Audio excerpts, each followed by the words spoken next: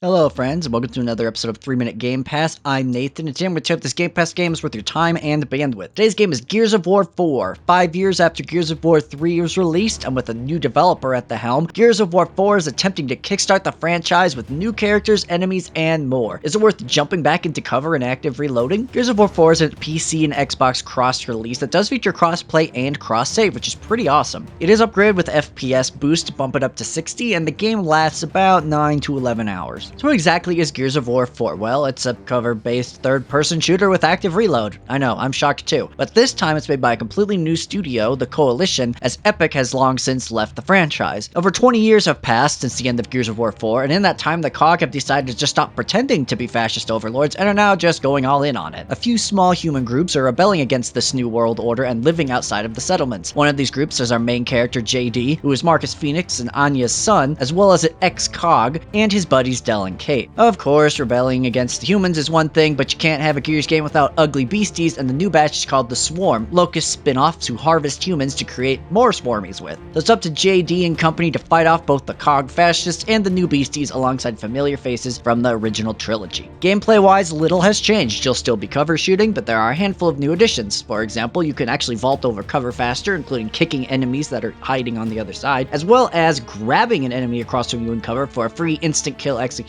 which is something the series probably actually should have had for a long time. There are tons of new enemies as well, mostly in the form of COG defense robots, with most of the swarm acting fairly similar to Locust with the exception of a lot of the big beastie bosses and bigger enemies. The game also has a larger focus on environmental influencing of the battlefield, including storms and lightning and stuff like that to help keep encounters fresh. The game also added a bunch to Horde mode, including a handful of classes and improved building defenses, but nobody is playing it anymore because they're all playing Gears 5 Horde mode instead, so I'm not going to talk more about it.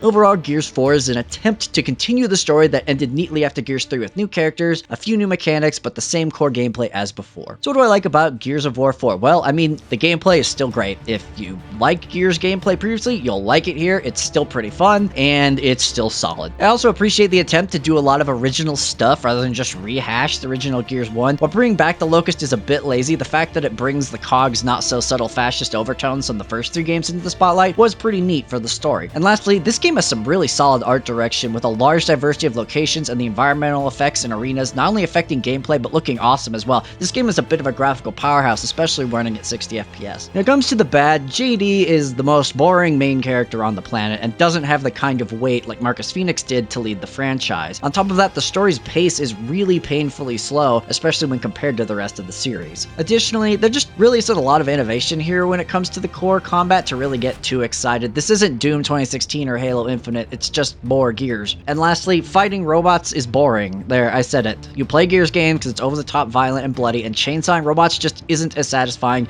and you fight them for like the first half of the game. Am I getting put on a watch list for saying that I want to kill people instead of robots? Yeah, probably. As you know, it keeps here on a 3-point scale. Must play, maybe consider, and don't bother. This is definitely a maybe consider. While I was excited to see Gears of War returning, Gears of War 4 left me more than a bit wanting. While I really do love the new Horde mode, but no one's playing it anymore, so can't really include it in this review, the campaign and particularly the new characters felt a bit like duds to me in this first round. While there's still a solid game throughout, it certainly doesn't inject the same level of excitement that the previous trilogy instilled. This is not a bad game, but also one I'm not super excited about. That's all I have for you today. Thank you so much for watching, and go out there and enjoy Gears of War 4.